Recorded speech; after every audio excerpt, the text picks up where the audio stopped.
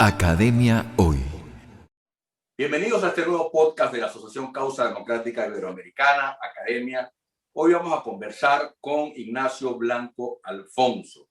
Él es profesor universitario de la CEU San Pablo, director del Máster de Verificación Digital y Periodismo de Datos, quien ha publicado alguna obra ya sobre la posverdad y la desinformación y el impacto que esto tiene en la democracia.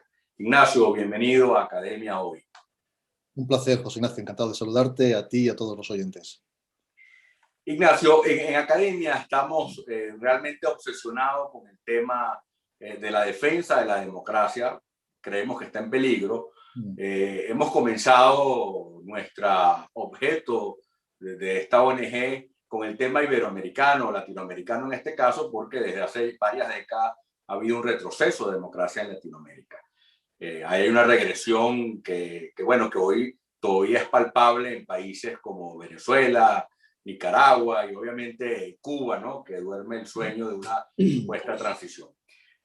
Más allá de otros retrocesos más novedosos, que no es el caso hablarlo, pero lo que estamos viendo es que esos caudillos latinoamericanos que todavía quedaban como un rezago del siglo XIX en Latinoamérica, pues pareciera que se están poniendo de moda, que ya el problema no es ese subcontinente o la región latinoamericana, no es ni siquiera un problema ya del tercer mundo, sino que básicamente hay una crisis en Occidente. La democracia liberal como consenso de la civilización occidental pareciera estar en duda, en juego, y por supuesto hay unos cambios sociales y culturales, como justamente es el tema de los fake news, la posverdad, pero lo que queremos es aproximarnos a esos temas desde el objetivo de entender cómo podemos mantener el consenso sobre la democracia liberal. Entendido este consenso como un Estado de Derecho, como la pluralidad, como la libertad de derechos humanos, civiles, y bueno, como quizás el modelo político hasta ahora más exitoso que ha tenido la civilización, más allá que no sea perfecto, y que cualquier sustitución en la historia nos ha demostrado que se traduce pues en grandes tragedias, en injusticia. Siéntete libre de empezar por donde quieras y terminar por donde quieras, pero lo que quiero es que nos des luces sobre estos fenómenos que tú has estudiado desde el punto de vista de un diagnóstico que nos sirva para poder defender y rescatar los valores occidentales liberales y democráticos. Gracias, Ignacio. Gracias a ti, José Ignacio, y bueno, en este prefacio de esta conversación que vamos a tener, has planteado muchos temas, todos interesantes, y yo quiero comenzar por compartir contigo la misma impresión respecto a las democracias liberales. Yo también creo que las democracias liberales son los sistemas de organización política que nos han permitido mayores cotas de desarrollo y de bienestar social y de paz social, ¿no? Por lo tanto, tenemos que seguir trabajando para defenderla y tenemos que poner instrumentos que consigan frenar las amenazas que esa democracia tiene, porque con ser el mejor sistema político conocido no quiere decir que sea un sistema terminado o que no sufra amenazas o transformaciones, ¿no? Por lo tanto, creo que todos debemos estar alerta. Los que ahora disfrutamos de este sistema político y del bienestar que éste nos procura, creo que somos corresponsables para cuidarlo, mejorarlo y protegerlo. Y verdaderamente hoy sufre muchas amenazas. Por lo tanto, creo que ahí estamos todos invitados a luchar por defender lo que creemos que es mejor para la humanidad, ¿no? Siempre con esa mirada puesta en lontananza de qué mundo le vamos a dejar a nuestros hijos y a nuestros nietos, ¿no? Y deberíamos tener la aspiración no filantrópica, sino responsable y corresponsable de dejar un mundo mejor del que hemos encontrado. O sea, que ahí coincido plenamente con tu diagnóstico del principio de tu intervención. El final del siglo XIX, el desarrollo científico de lo que supuso la Segunda Revolución Industrial trajo tal cantidad de avances tecnológicos que precisamente lo que produjo fue una crisis de la razón. De hecho, la crisis de fin de siglo se conoce como una crisis de la razón. Y gran parte de la filosofía del siglo XX ha sido una filosofía que ha tenido mucho que ver con el ser humano, el existencialismo, por ejemplo, ¿no? Filosofías que han tratado de responder a qué lugar ocupa el hombre en el mundo, en un mundo que no se ve capaz de controlar. Los avances científicos de final del siglo XIX alumbran un siglo XX que desarrolla tales posibilidades científicas para los ciudadanos de hace un siglo, que precisamente la razón no estaba preparada para asimilar esos cambios. Y por eso se conoce como la crisis de fin de siglo, una crisis de la razón. Y todas las filosofías que se desencadenaron durante el siglo XX, por no mencionar las grandes guerras del siglo XX, ¿no? Y los totalitarismos y las características históricas del siglo XX. Trato de decir sencillamente que nosotros ahora, en el siglo XXI, padecemos una situación que se puede leer a la luz de lo que ocurrió a final del siglo XIX. Si entendemos que a final del siglo XX hemos asistido a un cambio de paradigma, que es el camino hacia el paradigma digital. Y ahora mismo nos encontramos en pleno siglo XXI viviendo en una sociedad digital. Las posibilidades que la comunicación digital y la sociedad digital nos trae son tantas, el mundo que se despliega ante nosotros es tan inabarcable que yo creo que estamos viviendo una nueva crisis de la razón. Estamos viviendo una nueva crisis de qué hacemos con estas herramientas, porque los desafíos que nos plantean son tremendos. Por ejemplo, todo lo que tiene que ver con la protección de nuestros datos, todo lo que ocurre en el mundo digital. ¿Qué ocurre con nuestra independencia y nuestra singularidad y nuestros datos y nuestra privacidad en el mundo digital? ¿Qué ocurre con la vigilancia en el mundo digital? Por no hablar de los ciberdelitos. Todos los delitos que ya ocurren en el mundo real se han exacerbado en el mundo virtual. El ciberacoso, los sexting y todos los tipos de delitos que surgen o que se desarrollan en la esfera digital. Por lo tanto, a lo que estamos asistiendo ahora es a una nueva época. Estamos en un cambio de era. Veníamos de un mundo analógico, que ha sido el preponderante durante el siglo XX, que nació con la sociedad de masas de principios del siglo XX, y estamos justamente transitando hacia otra era, la era digital, y hacia otra sociedad, la sociedad digital. Yo tengo el concepto y una teoría pendiente de desarrollar y de estudiar un poco más, que se puede hablar del hombre masa al hombre red. Ahora bien, una de las características de nuestro tiempo, que esto sí que me parece nuevo respecto al mundo de hace un siglo, de 1920, es el concepto de posverdad. Esto sí que es un rasgo característico de nuestra época. ¿Y qué es la posverdad? La posverdad es un clima social, es un estado social en el cual los hechos han dejado de ser importantes a la hora de configurar la opinión pública y han sido sustituidos por las emociones o lo que uno quiere creer. El prefijo post en la palabra postverdad no quiere decir lo que viene después de la verdad. Quiere decir que la verdad ya no importa, que los hechos han dejado de importar. Y esto eclosiona en un momento de populismo político, porque está muy conectado con otros. Probablemente, José Ignacio, si tuviéramos que buscar el origen, creo que todavía estamos padeciendo las ondas del gran tsunami social que supuso la crisis financiera de 2008. El malestar social, económico, la crisis global que produjo la crisis financiera de 2008, todavía está con estos estertores. Es decir, todavía esto ha tenido consecuencias en la política, en el radicalismo de la política en ciertas naciones, democracias plenas, pero con movimientos absolutamente radicalizados y populistas en sus países, como consecuencia de el descontento social, la desafección hacia las instituciones y hacia la política provocada por la crisis de 2008, que fue más grave, como estamos viendo, más duradera de lo que pensábamos que sería una simple corrección, ¿no?, del mercado financiero. Es mucho más. Y yo creo que la posverdad es, al final, la eclosión de todo este movimiento social larvado de desafección hacia las instituciones. Pero que ahora mismo, a lo que ahora mismo asistimos es a un clima social en el que la mentira, las fake news, triunfan, encuentran todo el camino expedito para triunfar, porque la sociedad ha dejado de creer en los hechos. El riesgo para nuestra democracia es que los ciudadanos dejen de creer también en las noticias auténticas. Este es el que me parece el auténtico riesgo de nuestra democracia, porque una de las características de la democracia liberal, de las democracias liberales, es la existencia de una ciudadanía informada, que toma decisiones políticas y ejerce sus derechos civiles basándose en hechos y en información veraz. Nuestras decisiones políticas están basadas en hechos, entendemos, y en información veraz. En la medida en que la información que recibimos no es veraz, es fraudulenta, son bulos no comprobados, o bulos o rumores no comprobados, se ve mermada nuestra capacidad de tomar decisiones. No podemos decidir con libertad ni ejercer plenamente nuestros derechos civiles, porque carecemos de algo esencial en la democracia, que es la participación política basada en los hechos demostrados. Esto es lo que está fallando en nuestra democracia.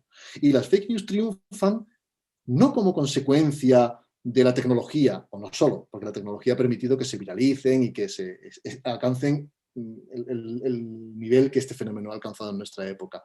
Pero sí como consecuencia de un caldo de cultivo, de la lluvia fina, que se ha ido produciendo durante años. Hay un libro de Lakoff de una lectura muy sencilla que probablemente muchos oyentes hayan leído, que es No pienses en un elefante. Y en ese libro precisamente, trata de explicar cómo los marcos referenciales crean el marco mental adecuado para creer ciertos mensajes. Que después se pueden demostrar falsos o no, pero esto es lo de menos, casi. Lo importante es la predisposición a aceptar ese mensaje porque procede de ahí. Cuando tú creas un marco referencial adecuado, todo encaja, entra automáticamente el mensaje, da igual que sea falso, eso es lo de menos. Lo importante es que entre el mensaje. Otro escenario, José Ignacio, lo tenemos en nuestra época con el COVID. La crisis del COVID, pensemos en hace aproximadamente un año ahora, cuando estalla el COVID y nos vemos envueltos en esta pandemia y que nos coge tan con el pie cambiado y de una forma tan inesperada para todos nosotros. Esto crea un clima determinado, crea unos marcos referenciales determinados, que es la actuación de los que tienen que solucionar y actuar para evitar lo que está ocurriendo.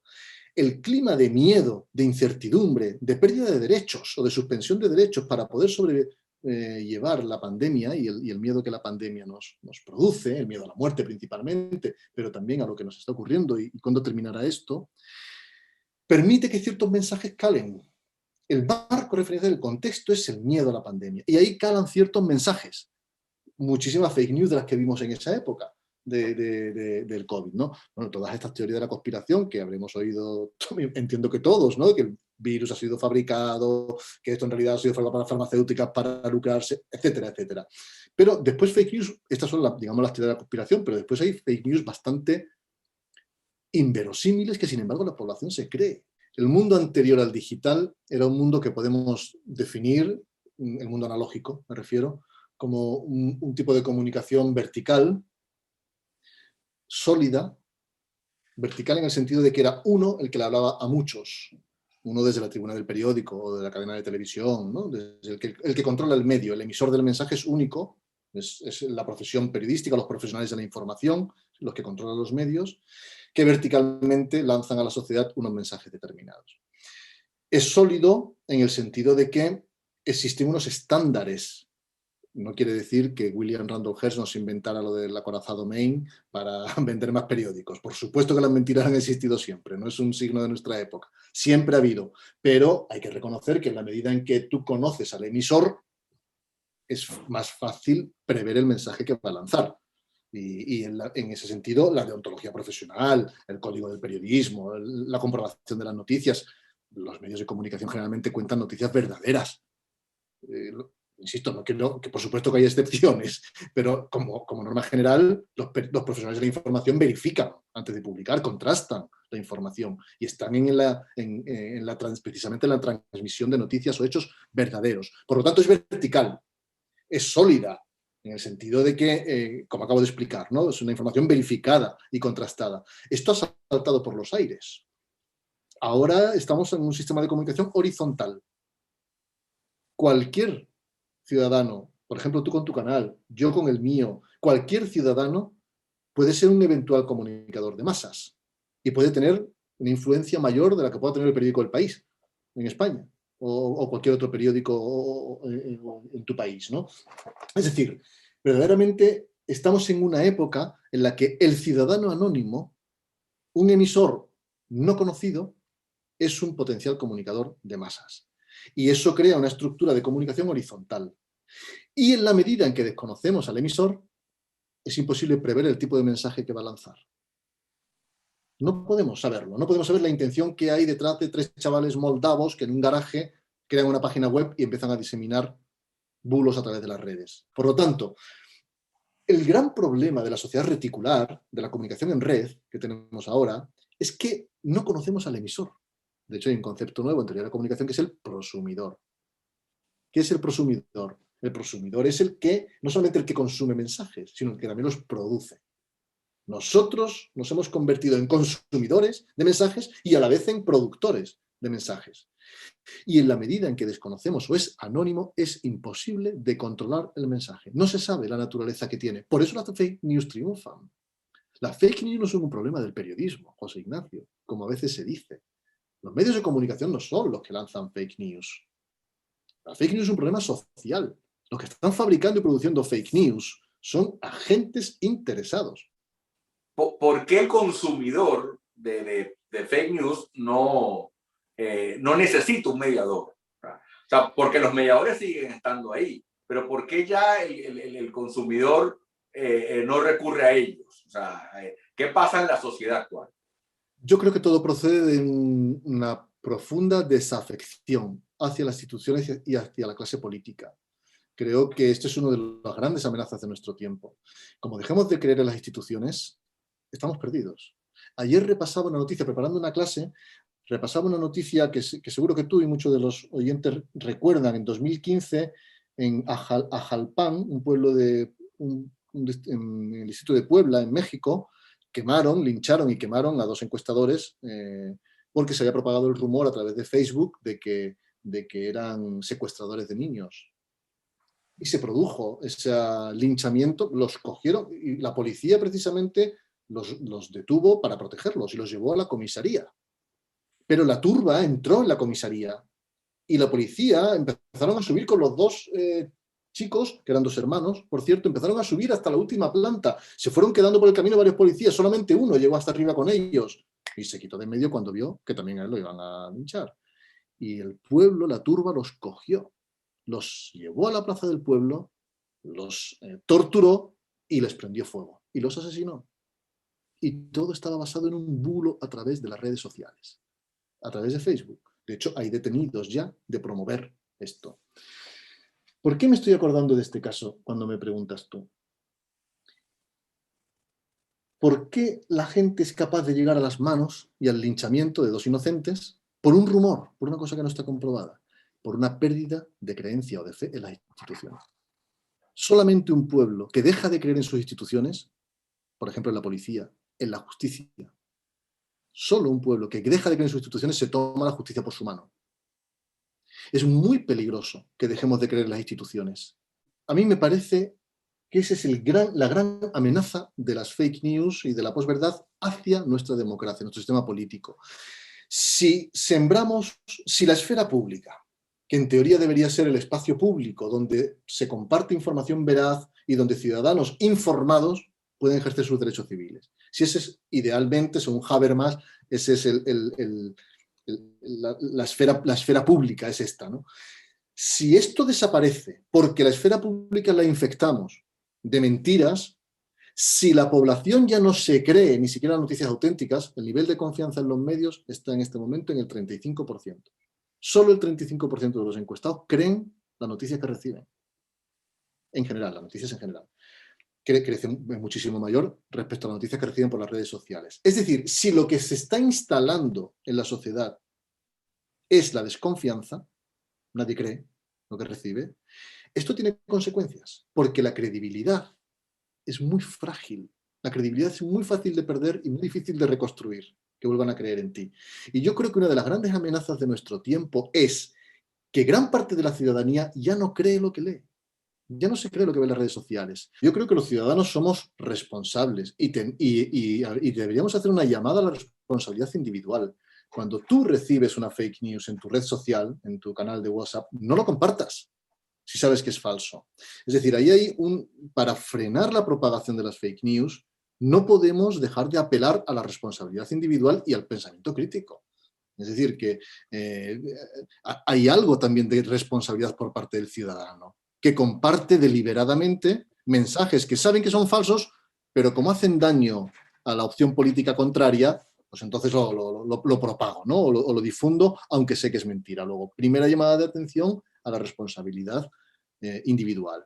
En segundo lugar, los medios de comunicación producen, y las redes sociales lo son, José Ignacio, producen lo que Lippmann llamaba la metáfora lo describía con la metáfora del reflector. Es decir, los medios de comunicación saturan de luz un punto, pero dejan en la oscuridad todo lo demás. Vemos mucho aquello que está siendo iluminado por los medios, pero no lo que no ilumina, que obviamente es mucho más. Es decir, cuando nosotros vemos una información determinada por la televisión, tendemos a pensar que esto es lo que está ocurriendo, qué sé yo, en París. Pero está ocurriendo en un punto muy concreto, donde han puesto el foco los medios, que nos están transmitiendo lo que ocurre ahí, pero no todo lo que ocurre en el resto de la ciudad, en el resto del país, etc. Luego, tenemos que aprender también a descodificar los mensajes que nos llegan a través de los medios de comunicación. Y seguramente hay una sociedad bastante infantiloide, porque las redes sociales no dejan de ser un juguete, y eso pues nos ha hecho retroceder probablemente en la madurez, ¿no?, intelectual. Yo creo que todo eso se corregirá. Eso sí que no tengo ninguna duda de que son movimientos pendulares y que se corregirá. Acuérdate cuando empezamos a utilizar el correo electrónico, en los años 90, la cantidad de chistes, de bromas, de adjuntos que se mandaban por correo electrónico, y a nadie se le ocurre hoy mandar un chiste o un PDF de humor a nadie, porque todo el mundo entiende que el correo electrónico es un instrumento de trabajo. Y se utilizan otros canales para esto. Pero al principio era así. Entonces yo creo que efectivamente las redes sociales, la tecnología tiene algo de juguete. Y en la medida en que tiene algo de juguete, pues nos retrotrae a cierto infantilismo, como estos últimos ejemplos que tú acabas de poner, ¿no? Pero en todo caso es entretenimiento, ¿no? Es entretenimiento completamente. Y que tiene bastante que ver con esto que trato de decir de la saturación de luz. Claro, es muy arriesgado decir, claro, y todo el mundo haciendo lo de los challenges. Probablemente es una minoría bastante infantiloide la que está haciendo esto. Lo que pasa es que se ve mucho, porque se ve, porque son muy visibles, porque hemos invertido el efecto panóptico, ¿no? El panóptico de Bentham está muy bien. Sabes que Bentham diseñó la cárcel, ¿no?, basándose en un modelo de panóptico, que uno solo en el centro de la cárcel, uno solo controlaba a muchos, porque todas las celdas estaban abiertas hacia el centro, en una de sus paredes, de modo que un solo vigilante controlaba a cientos de presos, el panóptico. El panóptico se ha invertido ahora, porque ahora somos muchos los que controlamos a muchos. Es decir, ahora, o muchos en todo caso los que podemos ver a todos, ¿no? Entonces, ese panóptico se ha invertido, y ese efecto panóptico pues produce probablemente situaciones o movimientos como los que estamos describiendo ahora. Pero yo no le daría demasiada importancia a eso, porque creo que la gente está en su día a día, en solventar o en solucionar su problema vital, en su trabajo y en los asuntos vitales que tiene que resolver cada día. Seguramente la mayoría de la gente, José Ignacio, está en mantener su trabajo, su puesto de trabajo, en educar a sus hijos y en sacar su día a día adelante, ¿no? Y lo que las redes nos muestran, eso solamente es la espuma del detergente, eso no es real.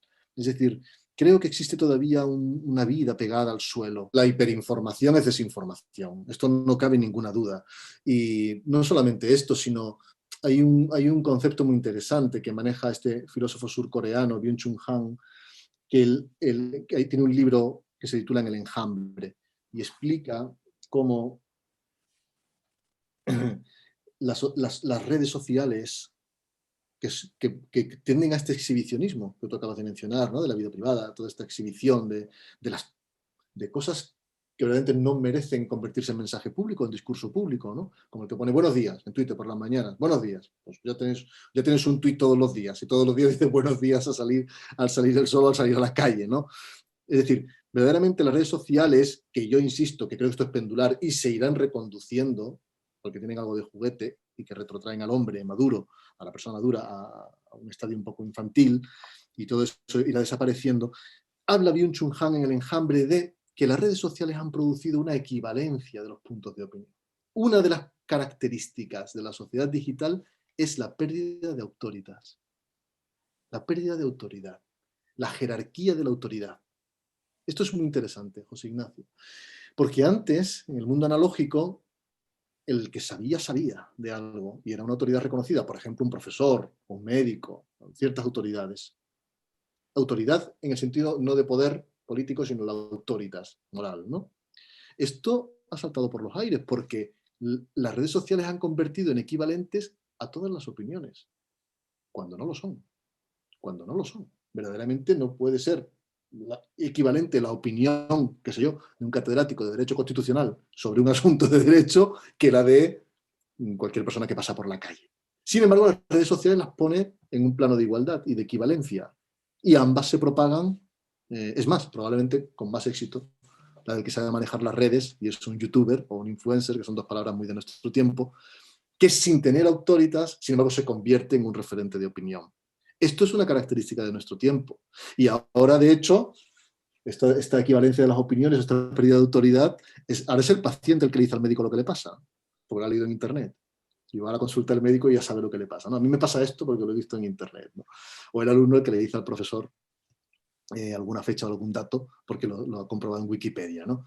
Esta democratización, que yo coincido contigo en que toda democratización es buena a priori, esta democratización, bueno, pues produce ciertas disfunciones que probablemente se irán corrigiendo porque como todo es tan rápido, ¿no? En el mundo de la tecnología todo pasa tan rápido, se irán corrigiendo, ¿no? Pero, por ejemplo, el llamado periodismo ciudadano hace que cualquier ciudadano desde cualquier lugar se convierta en un potencial periodista, porque tiene una imagen, ha captado una imagen, o está en el lugar de unas manifestaciones y tiene información.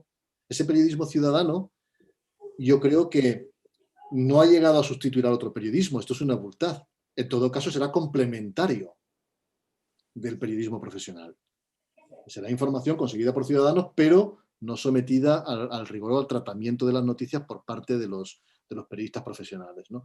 Luego creo que verdaderamente estamos en una época de tránsito, casi termino, José Ignacio, como empecé mi intervención. Creo que estamos en un cambio de era, estamos transitando hacia un nuevo modelo de sociedad que todavía no sabemos cuál es, que es la sociedad digital, que no ha terminado de configurarse.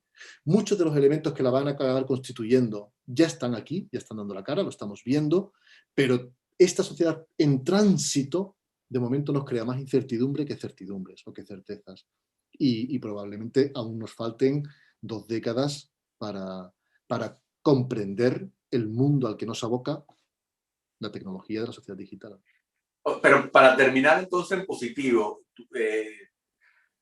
¿tú sí crees entonces que la mayoría sigue siendo una sociedad que cree en la verdad, en los hechos, que valora a las instituciones, que entiende más o menos que sus derechos civiles, individuales, responden a un sistema que se llama democracia, pero que al final esas minorías están muy visibles y nos genera una angustia creyendo que hay una crisis de la civilización occidental que no es tal?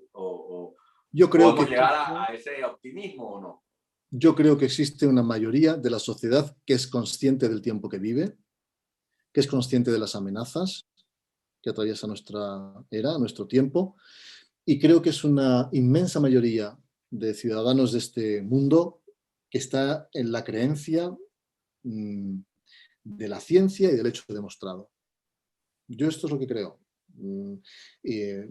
La fe en la ciencia y en los hechos demostrados.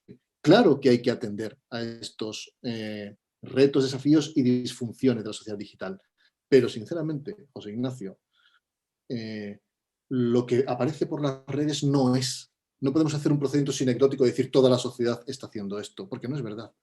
Porque somos 7.000 millones de seres humanos, de los cuales estaremos en el mundo digital un tercio. Hay 2/3 de la humanidad que está fuera del mundo digital, 2/3, y de estos que estamos dentro del mundo digital, el tercio de la humanidad que formamos una sociedad digital y que estamos conectados o hiperconectados, yo quiero pensar que la inmensa mayoría es una ciudadanía adulta y responsable.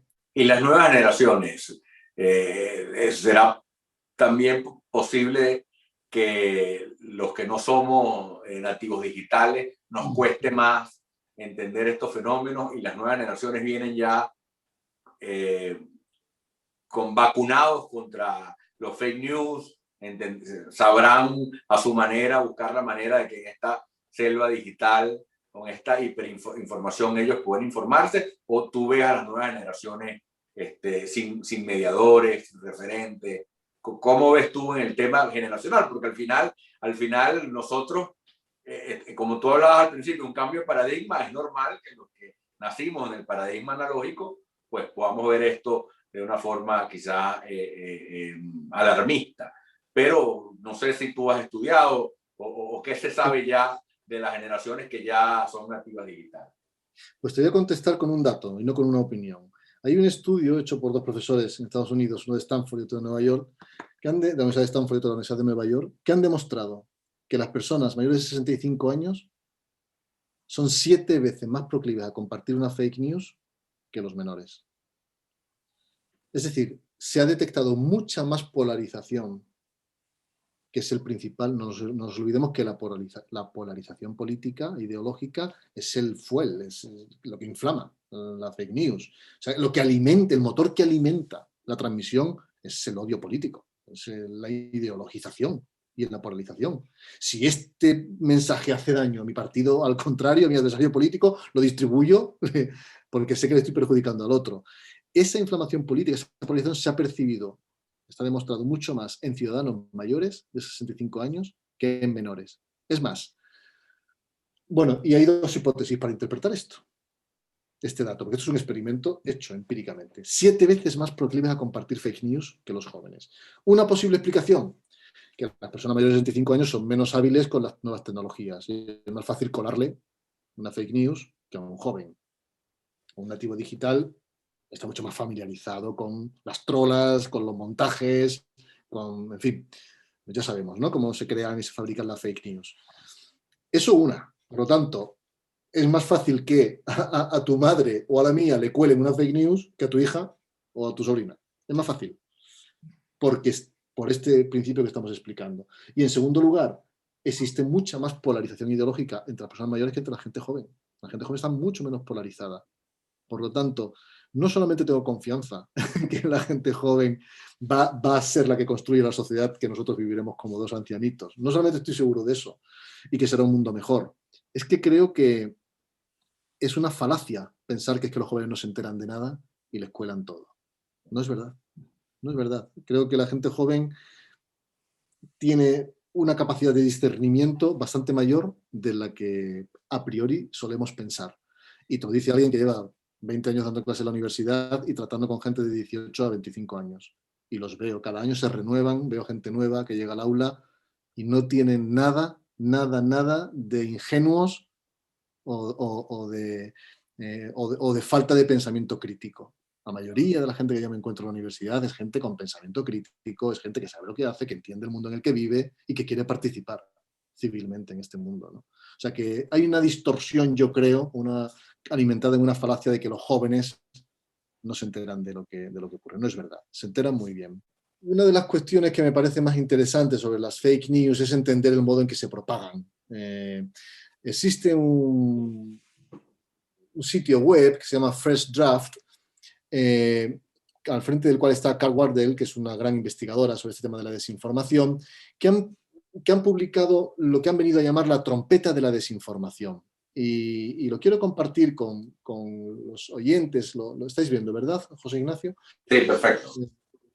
Bueno, efectivamente, aquí está First Draft, y esta trompeta de la desinformación creo que de un modo muy gráfico explica cómo se propagan las fake news, para que entendamos cómo alcanza el impacto social que hoy día tienen las redes sociales, las fake news a través de las redes sociales, ¿no?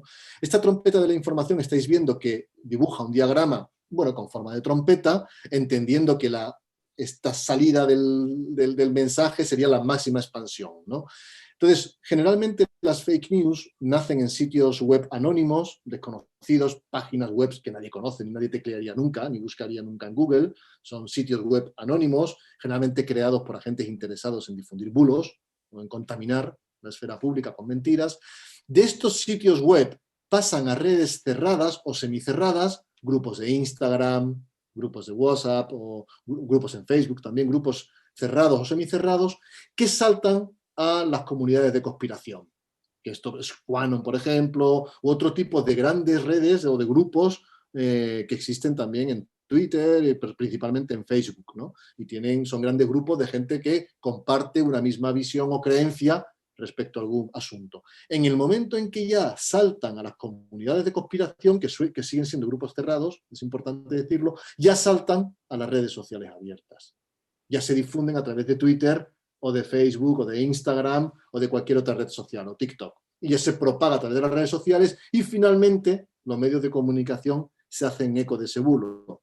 Por dos motivos explican los de First Draft. Uno, se hacen eco porque quieren desmentirlo, en cuyo caso el bulo habrá llegado a los medios de comunicación, aunque sea en forma de desmentido, o bien porque el periodista, de un modo inconsciente o involuntario, utiliza ese dato, esa información que ha visto en las redes sociales para alimentar su propio discurso, su propio texto periodístico, ¿no? Sea cual sea el motivo, el creador del bulo, del sitio web anónimo y minoritario, habrá conseguido su objetivo, que es la máxima propagación de la mentira, en el momento en que ésta se ve expandida o comunicada a través de los medios de comunicación de masas, ¿no? Bueno, me parece que la trompeta de la información nos ayuda bastante a entender cómo se propagan las mentiras desde que nacen de un modo interesado por un ser anónimo hasta que finalmente son divulgadas por los medios de comunicación de masas, ¿no? Si te entendí bien, profesor, normalmente no son procesos espontáneos, ¿no? Ni inocentes, son normalmente buscan un lucro, son intencionados. Totalmente. Generalmente tienen una motivación económica o si no política. Es verdad que existen fake news documentadas en el campo de la historia, ¿no? Mentiras históricas que se han demostrado, en un campo de la medicina y de la sanidad, sin duda, pero también de la economía, sobre todo el mundo de la bolsa, los valores, etcétera. Pero el campo temático prioritario de las fake news es la política. Donde más mentiras se propagan es en el ámbito político, o relacionados con los partidos políticos y la actividad política. Ok, pero muchísimas gracias, Ignacio. Bueno, al contrario, José Ignacio. No te quito más tiempo. Academia Hoy.